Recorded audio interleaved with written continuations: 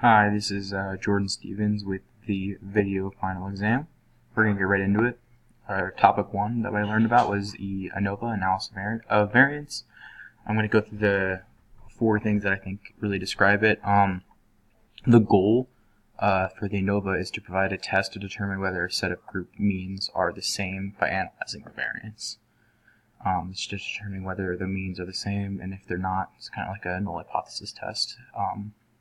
The inputs for this are one continuous variable and at least one categorical variable. So the factors are the categorical variables and the responses are the continuous variables. The output for an ANOVA is the F value, which will be used to assess the difference in means. This is how we test whether we can reject the null hypothesis that they are the same. This is kind of like a p-value for a t-test. That leads us into the points of interest. ANOVA just stands for analysis of variance. ANOVA test is based on the Fisher or F distribution, and the ANOVA test is an adaptation of 2-sample t-tests, but can have more than 2 samples. With that, I'm going to get right into the example. I'm just going to do a one-way ANOVA and jump. I'll just go right to the screen. All I got to do is do analyze bitY by x, and here's the submitted product. So we do know that there is a difference between the third one and the other two, the third one and the second one. It says they're not touching this line. This green triangle just represents the variance, and we can see that its F value is 0.0004, which is very low, so that means we can reject the null hypothesis that all of these are the same. So moving on to the next topic. This is design of experiments. The goal of the design of experiments is to find which factors are significant to the response variable. This is determining interactions. The inputs are the factors, typically categorical, continuous, or discrete, but they can be any type of factor. And the response, which is typically continuous, but it can be a categorical or discrete response too. The output for this is just a map of all of the interactions between the design of experiments. And then finally, some points of interest. There are 3 types of design for this. So there's screening, definitive screening, and full factorial. Full factorial is all the interactions, screening is some, and definitive is a specific set of them. The design is made before you put the factors and responses in. That's why it's an experiment. And the design is the design also looks at the interactions between factors and factors. This is a 2x3x4 factorial design. I used the custom design tool for DOE. This is however you would do it from scratch. See how there's 24 runs, matches 24 runs. This is what it would look like if you were to take all the responses from it. So I'm just going to exit out of this, run the model, and click run. And it shows the variables that are needed to have it, and we can actually have a prediction profile, which will tell us what our match target or maximum target we need is. This shows all the interactions between all the relationships between factors and between the response. Moving on, this is the third topic, time series data. It's basically taking a continuous or discrete and plotting against time, and we're trying to predict forecast the future for it. So factors are time and date, and then the response is typically continuous or discrete. And then the output is a time series plot so that it can be tested. Typically time series are predictable, and there are 4 main parts to it. There's the trend, which is like a slope, the cycle, which is a cyclical pattern that's longer than a year, a seasonal cyclical pattern that's within a year, and irregular, which that accounts for all the error that we don't know of in the process. There are several ways of forecasting. Once we have the data, we can use Holtz, Winters, moving average, or ARIMA. Moving on to the jump model. For the time series data, I'm going to have the O-zone as the numeric value, and I'm going to have the date as the time value. So we just go here, we would go to modeling, and we go to time series. I'll show it once I have it completed. Here's the model. We can see the mean is the average mean over all the points, standard deviation over all the points, and we have our trend and our zero mean and our single mean values. As we go down, we can see a diagnostic of how it kind of looks. We definitely know that this looks seasonal from the data up top. So what I did was a seasonal ARIMA model. I did one on the differencing. It looked like it had a trend, so we wanted to remove that trend by doing a differencing model. And we can do that, and here it is. It shows the model. It looks pretty accurate. It looks like it's following the trend that comes before it, and our t is very, very low. So here we go. Next we go into linear regression. It's just a continuous variables, continuous responses. We're trying to create a equation so that we can take an input x and produce a response y.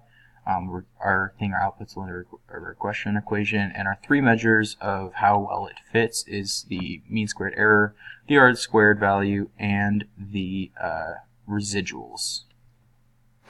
Alright, so here we have some data. I just used some x1 and y1 data. They're both continuous. I plotted them here, and an x1 versus y1 graph, and I did a linear fit in the line. All you have to do is do a fit line. That doesn't linear regression is SJump. We see it as an r-square of 0.66, which is decent, and that mean squared error is like relatively low too. We could do further. If we wanted to go further, we could do a residuals plot to see if it looks well too. So moving into the fifth topic, it's logistic regression. It's basically almost the same as linear regression, except our response is not continuous, it's categorical. We're doing the same exact thing, having taken input x and trying to predict a response y. This typically has the same type of values that we measure it by, r-squared, mean squared error, and a residuals plot. Also, we know that it follows a sigmoid curve. It looks like an S. And we'll see this. And it's also given, it's also given a probability of 0 to 1 as your response when you plug in an x. It's how likely it is to be one of the categorical. For the logistics example in SAS, I chose sex, which only has a categorical of female or male, and I chose weight, since typically males weigh more than females. So as we can see here, as the weight gets higher, it goes more towards 0. 0 in this graph represents male, 1% represents female. As we can see, it looks like an S-shaped curve, and it's a sigmoid. It's got an r-square of 0.28, which is okay. And then it's got a root mean squared error of 0.4, which is decent. And we can see our sigmoid curve right here. So moving on, we have our control charts. Control charts basically help filter out the variation in a process by analyzing whether a set of data or a data stream is within a specified level of acceptance variance. So basically what we do is we have an initial control set to initialize the bounds. This is typically 3 sigma from the mean. And then we have a test set, a test stream to check whether it's in control. The output is a control chart to test whether the process is within a specified level of variance. So basically we're checking whether a future data set is in control or not. There are several types of charts. There's an X bar, R, S. These are the mean, the range, and the sigma. The P, NP, U, and C charts are basically the number of defects per unit or number of defects in a set group, a batch. The process limits are determined by the variance. And finally, the process capability can measure whether the specification limits naturally adapt to the actual mean. So from this, we can just use this example. I just used the chart builder along with the diameter data. I have the day at the bottom. I have the diameter here along this side. And I chose the phase on the top. I just dragged and dropped. And from this, we can also see the upper control limits, the lower control limits. These are determined by the 3 sigma from the mean. We use the standard deviation in sigma. And we can see that this is out of control and this is out of control. So there just needs to be something done in phase 1 of the diameter. Next, we're going to go into the degradation analysis. This is number 7. The goal is to predict the assumed failure time based on a product performance over time. The input is several units with degradation measurements over time. So this means you take a product, you duplicate it a certain amount of times, and then you just basically track all those units going in. The output is basically a regression line that will predict the units degradation. This is typically, you do a regression line on each one of the units, and then you kind of do an average of the results to figure out what the actual failure time should be.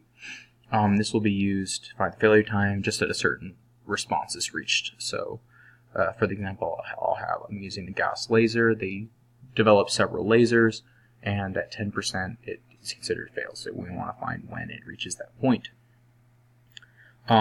This requires several units for testing. Linear regression or nonlinear regression lines can be used for degradation analysis, and also residuals are a key factor for determining the accuracy of a predicted failure time. So moving on to our model, I'm going to go to Analyze, I'm going to go to Reliability and Survival, and then I'm going to go to Degradation. I'm going to click this for the as you can see here, our y-axis is going to be our current, our time, which is x-axis is going to be hours, and we labeled it by which unit it is. We click OK. This is our model. It first shows the linear regression of each one of the units, and then it shows a residuals at the time. So if we do the inverse prediction, and we chose our upper limit as 10, and we click Go, it gives us our typical hours that each one of our 15 units would reach that value. So if we were to average this, it would be the kind of hours that we'd get from this unit over time. Moving on, this is topic 8, recurrence analysis. So the goal is to provide a visual plot of recurrence events to be used for regression and cost determination.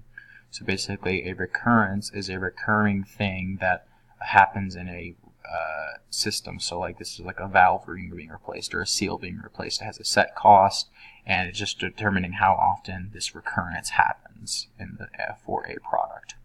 So our inputs are the time of the recurrence and the cost of the recurrence.